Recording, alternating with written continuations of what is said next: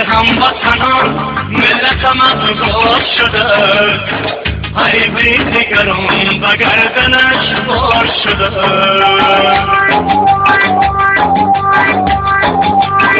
ای هموطنان ملتم افغان شده،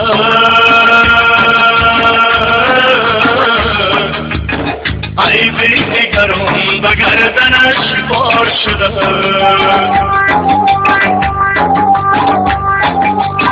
ای هم نفسان سنگ غزل را شکنه،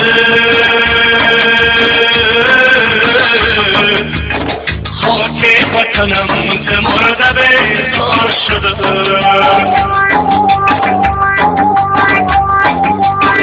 ای هم نفسان سنگ غزل را شکنه،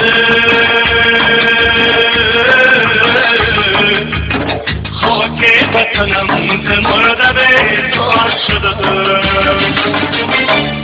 ای هموطنان، ای هموطنان، خاک وطنم ز مرده بیزار شده. ای هموطنان، ای هموطنان، خاک وطنم ز مرده بیزار شده.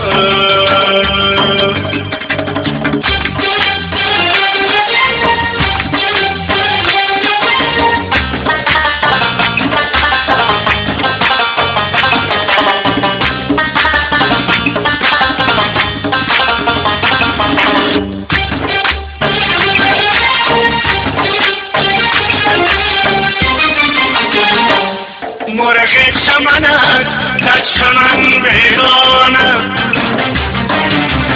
صاحب وطن امروز ندارد خانه. مرغ چمنت در چمن ویرانم، صاحب وطن امروز ندارد خانه.